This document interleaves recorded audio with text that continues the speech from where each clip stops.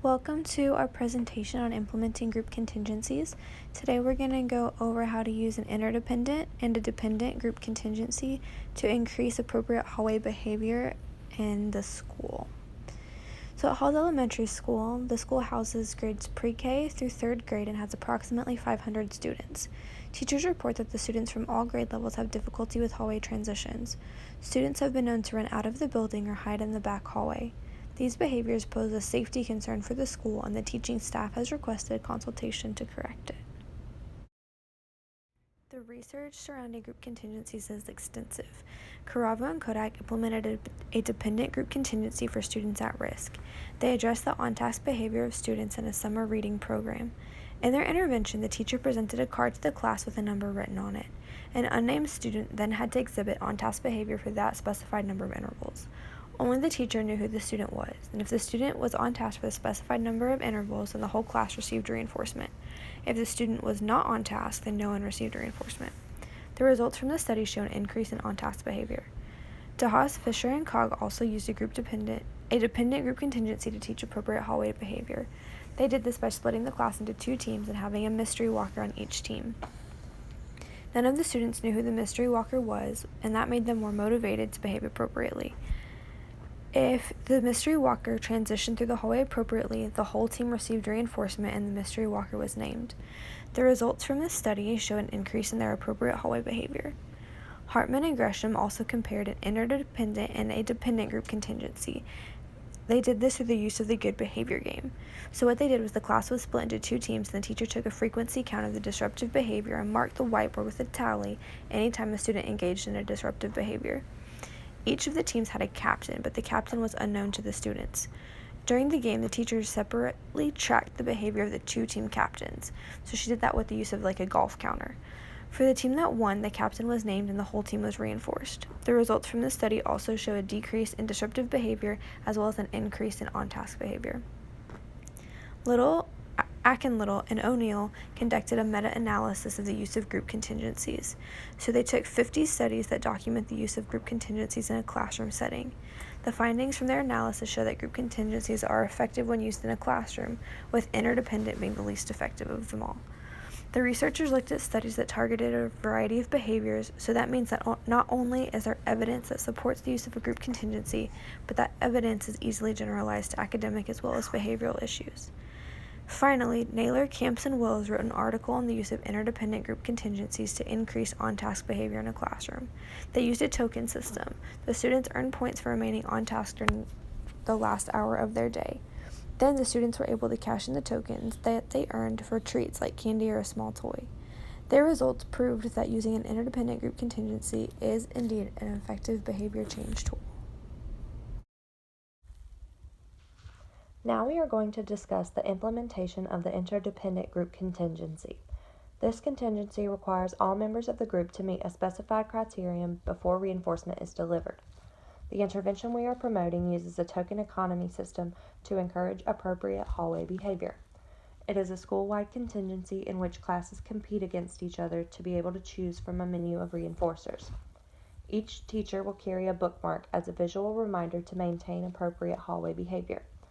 If the students have appropriate hallway behavior, the teacher will punch a hole in the bookmark.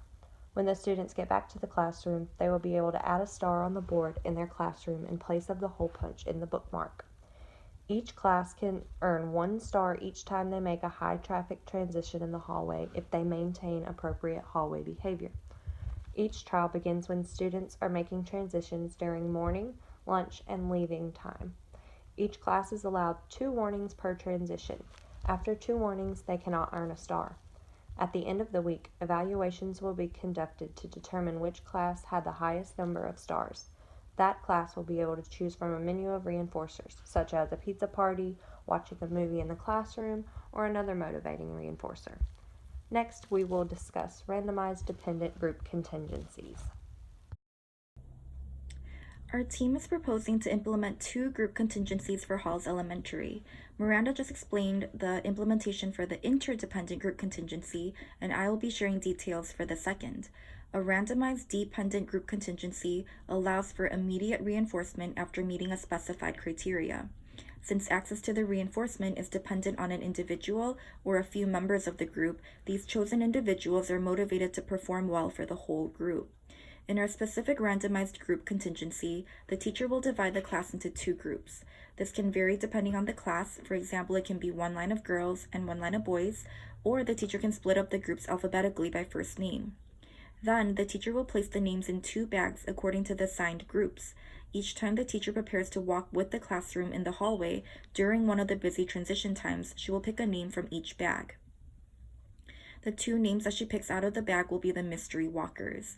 The teacher will keep a close eye on the mystery walkers, and upon reaching the destination will decide whether they did a good job following the rules and expectations for appropriate hallway behavior. We operationally defined appropriate hallway behavior as walking with the class, no talking or producing any sounds without teacher permission, and no touching or physical contact with other people or the environment without teacher permission. If they follow the rules, the teacher will announce who the mystery walker was, and each student in that group will immediately receive a reinforcer, such as a piece of candy or a sticker. If the mystery walker did not follow the rules, the teacher will not reveal the name of the student and make no comment about it, moving on with whatever activity is next with the class. This is to prevent bullying from peers and any negative attention the student may receive from peers. Alright, you guys, we're going to talk a little bit more about the dependent group contingencies just to make sure everything's clear with everybody. So I'm going to kind of draw out an example. So first you're going to split your class into 2 groups. So if we have 8 kids, just randomly do this however you want. I'm just going to number them so it's a little easier to talk about them.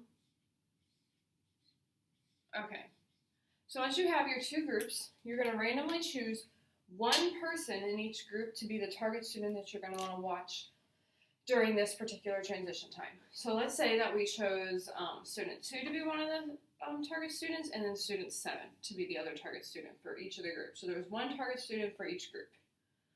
So this is group 1 and then group 2. So from there, you're going to just walk to lunch, walk to leave for the day, walk to your classroom in the morning, wherever you're going. You're going to be watching the whole class like you always would, but in particular, you're going to be watching students 2 and student 7 and making sure they're displaying appropriate hallway behavior. If they do without any prompts or needing any support, that's when they can maybe be rewarded. So let's say that student 2 does what they're supposed to do. So they display correct hallway behavior, everything's great. Their entire group will be rewarded. Even if maybe one of them, another person in the group doesn't do exactly what they're supposed to do, the entire group will be rewarded. Let's pretend that student 7, though, does not do what they're supposed to do. Maybe they bother another student, maybe they talk in the hallways, whatever. Their entire group will not be rewarded. Nobody in the group will be. One more thing to note about this is the student who does do what they're supposed to do, you can tell the group that they did a good job. So, like let's say, hey Bobby, thanks for doing a great job. Your entire group will be rewarded. In this case, since student 7 did not do what they were supposed to do, you do not want to tell the class what student was chosen because this is secret until the end. You only want to tell them if they do a good job. Otherwise, you don't want to put that type of pressure on the student. And like I said, you'll do this in the morning, afternoon, and leaving for the day. Here is an example of how these interventions would be implemented together. It is time to walk to lunch. You pick a name from each group bag and mark that student's initial on the mystery walker data sheet. You have the students line up at the door in their groups. As you are walking to the cafeteria, you keep an eye on the mystery walkers to ensure they are displaying appropriate hallway behavior.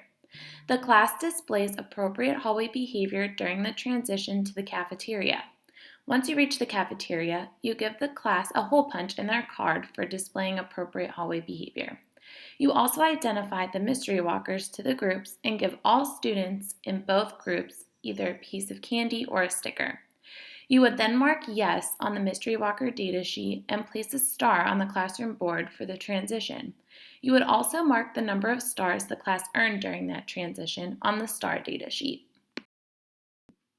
Some final tips for implementation are to make sure you are tracking the number of stars earned per transition, as well as tracking the mystery walker's individual hallway behavior per transition.